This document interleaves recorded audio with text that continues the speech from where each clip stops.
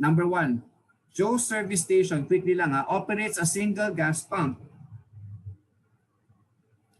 Cars arrive according to a Poisson distribution at an average rate. Arrival rate yan, no? So lambda is equal to 15 cars per hour. And then, Joe can service cars. So cars come in for service, 15 cars per hour ang dumarating. And Joe can service cars at the rate of 20 cars per hour. So mu yon, rate. Rate should always come in terms of number per unit time. Okay? Pag time, then service time yon or inter-arrival time yon. Kailangan nyo kunin yung reciprocal. Okay? Basta rate kailangan ng given.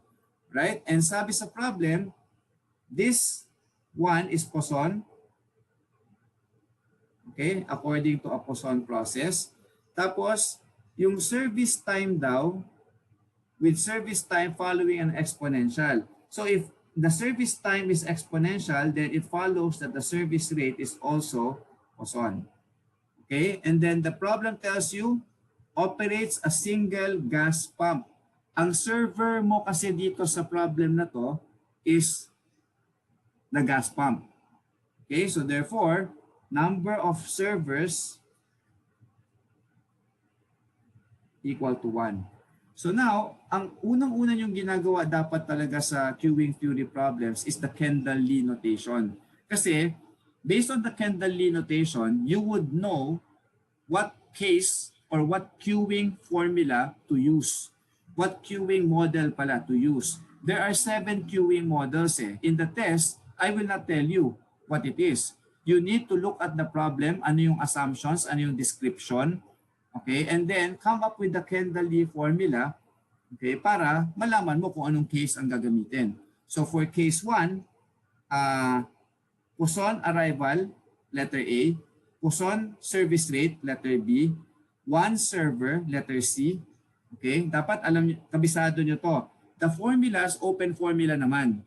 So hindi nyo kailangan memorize yung formula. Pero dapat yung Kendall-Lee ng bawat queuing model, kabisado nyo para mabilis mag-solve. Okay? And then, letter D is general discipline.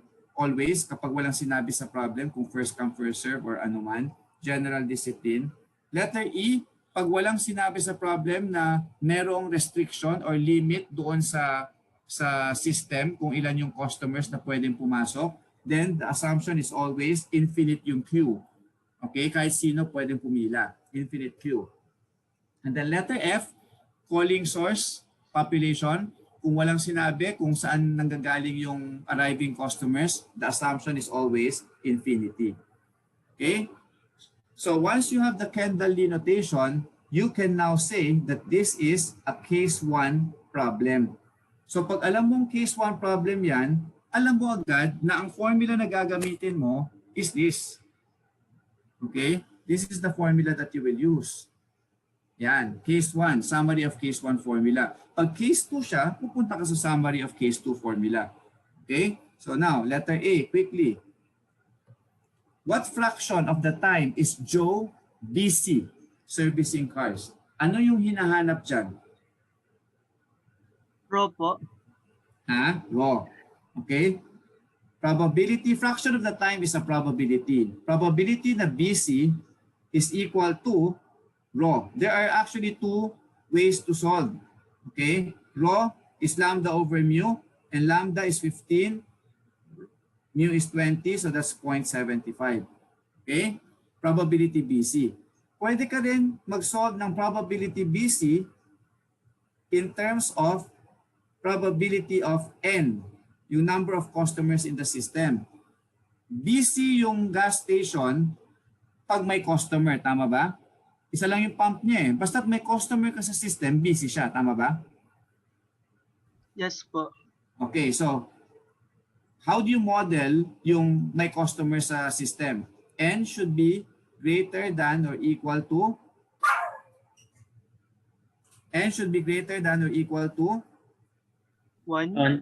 1. So for as long as you have 1 customer in the system, then busy ka. Okay, busy yung station.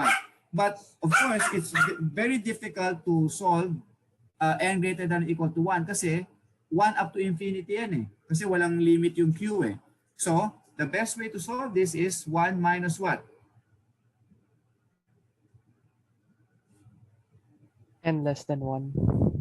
Less than 1, which is? P, oh, sorry. Ha? Sorry.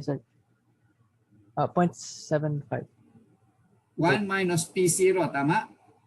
Sorry, yeah, sir. Probability N equals 0, di ba? So let me write that. 1 minus the probability that N is 0. But 1 minus the probability that N is 0 is just 1 minus P0. So since you know the formula for P0, okay, syempre pinakamabilis yung sinabi ko, 1 minus lambda over mu, di ba? So that would be 1 minus lambda over mu. Right? Okay, so then you will get 0.75. Kasi yung P0 is the probability na idle eh. So BC is 1 minus probability na idle. Yun lang yun. Okay? So letter B, quickly. How many cars can Joe expect to find at his station? Anong tinatanong dyan? Hindi na siya probability, di ba? Kasi hindi na siya fraction of the time, hindi siya probability. Anong tinatanong sa letter B?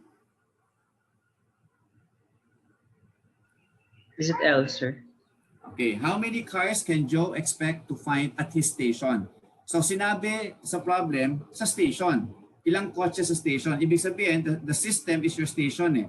So the average number of cars in your system is your L sa steady state characteristic. So tama yon. And the formula for L is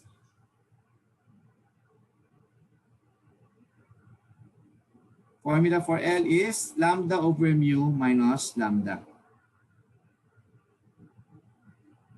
Okay, so that's 15 over 20 minus 15. So that will give you 3 cars. On the average, there will be 3 cars in the system. Pag sinabing 3 cars in the system, it means merong isang kotse na sineservisan, tapos may dalawang naghihintay. Ganyan ang ibig sabihin nun. Kaya 3 cars in the system. Letter C. What is the probability that there are at least 2 cars in the station? Anong tinatanong dyan? Probability at least 2 cars in the station.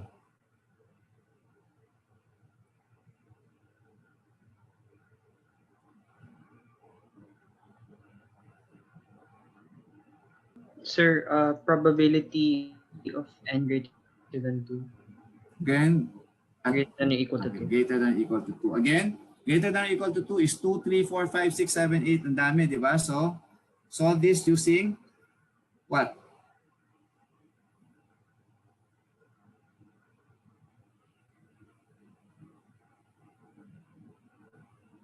What's an easier way to solve this para magamit natin yung mga formula natin?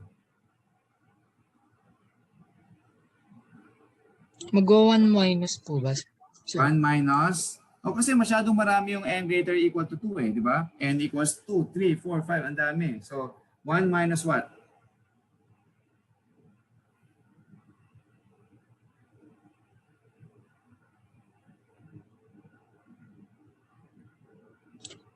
P0 and P plus P1. Okay, 1 minus P0 plus P1. Okay? So, since may formula naman kayo for P0, solve nyo to. Since may formula naman kayo for Pn, solve nyo to. So, n equals 1. Okay? So, you can solve this. Kayo na mag-solve sa bahay. Okay?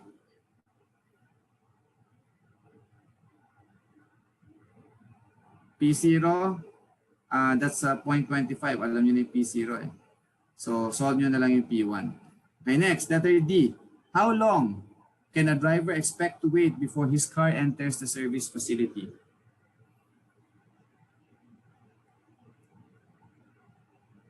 How long can a driver expect to wait before his car enters? Okay, remember, the service facility is the pump.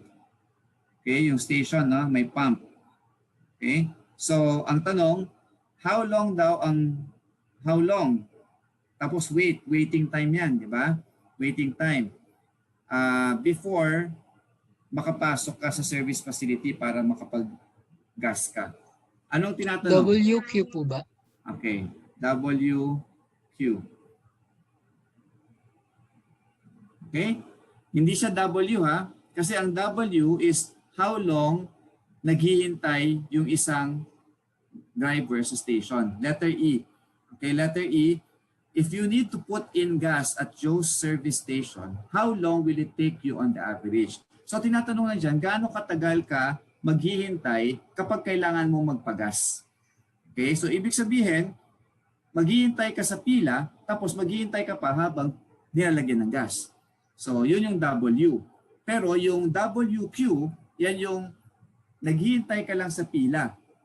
Pag pumasok ka na doon sa service facility, which is the pump, so servicean ka na. Maghihintay ka na naman doon. So therefore, service time lang yon. Okay? Kaya sa letter D, WQ, sa letter E, W. So ito yung tricky lang sa queuing theory problems. Kailangan ma-identify nyo correctly kung ano yung hinahanap. Kung L, LQ, W, WQ, kung P0, PN, P1. So yun yung kailangan yung makabisado. Okay? So WQ, masosolve naman natin yon. That's equal to lambda over mu minus lambda if you look at the formula in the previous slide. Times mu.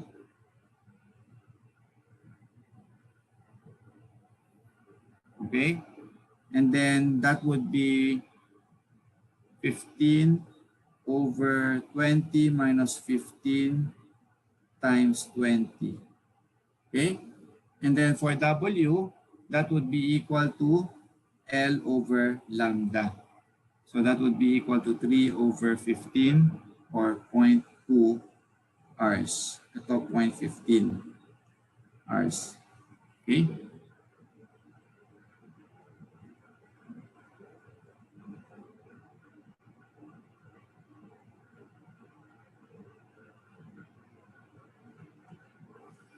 Okay, so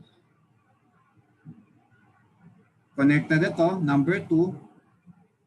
In the previous example, Joe is planning to set an area of land near the service facility. So service facility is the gas pump.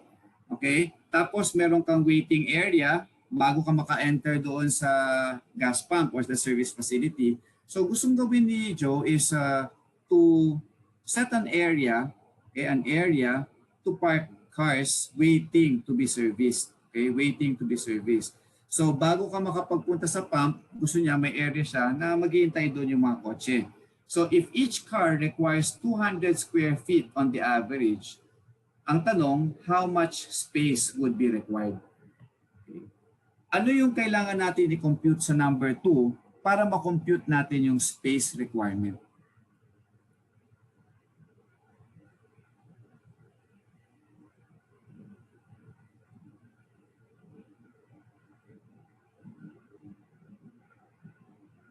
Last na yan, para makauwi na. Sir, hindi po ba siya yung... Para ma-dismiss na, nasa bahay pala kayo. Para ma-dismiss na. Hindi po ba siya yung L, sir? L? Okay, ang L, number of cars in the system. Okay, in the system. Lagi nyo isipin, yung system can be broken down, the system can be broken down into yung area kung saan naghihintay yung mga cars, at saka yung area kung saan sinaservisan. Tama? So yun yung system. So number of cars in the system would include cars that are being serviced.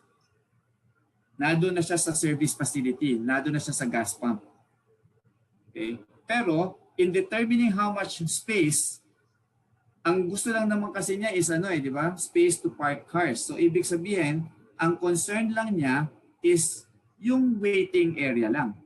So ano dapat ang i-compute natin? Yung number of cars na nadoon sa system o yung number of cars na nadoon lang sa waiting area? Ay, yung nasa waiting area lang po. Okay, nasa waiting area lang. Kasi kung na-compute natin yung LQ, which is equal to, na-compute na natin yung di ba? WQ, di ba? So kung na-compute na natin yung LQ, yung WQ, we can use this formula. So lambda is equal to 15. WQ is equal to 0.15. Okay? So, ano yung sagot? 2.25, 5. di ba? So, ang sinasabi nito, LQ is 2.25 cars. Ang sinasabi nito is that there are, on the average, 2.25 cars lined up para maghintay. Okay, 2.25 cars lined up. So, syempre, for practical purposes, you would assume na 3 cars na yan, di ba? 3 cars. Pero kung steady state, average lang i-compute ninyo based on the average, pwede nating sabihin na per car, so 2.25 cars, no? Tapos, you need 200 square feet per car. 200 feet squared per car. So, magka-cancel ngayon yan, di ba? So, yan yung space na dapat mong ma-set aside. Okay? Yan yung space na dapat mong ma-set aside at magawang parking area. So, ang sagot dyan would be 450 square feet.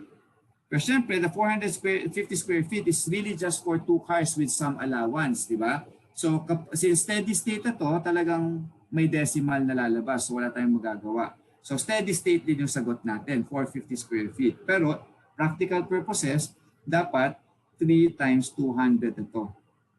Okay? So, you'll have 600 square feet of space dapat na naka-allocate. Para lang yan sa mga cars na naghihintay sa pila. Hindi mo na lalagyan ng space or gagawan ng parking space yung car na nadoon sa service facility, na nadoon sa pump. Kasi may space naman na doon para ma-servicean siya. Diba? Kaya ang gagawan mo lang ng space yung mga naghihintay. Kaya LQ lang ang kailangan mo i-compute. Okay? So if everything is clear, if everything is clear, no questions, then you can leave. I won't give you an assignment.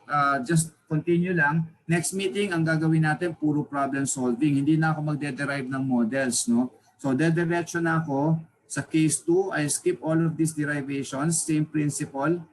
Okay, mahaba lang yung formula kasi because of the assumption. Okay, and then pupunta na tayo sa summary of case 2 formulas. Okay, and then magsosolve na tayo ng problem. Ganun din sa case 3, case 4 hanggang case 7. So, puro problem solving. Take note that yung formula, LQ lang, LQ lang yung binigay niya.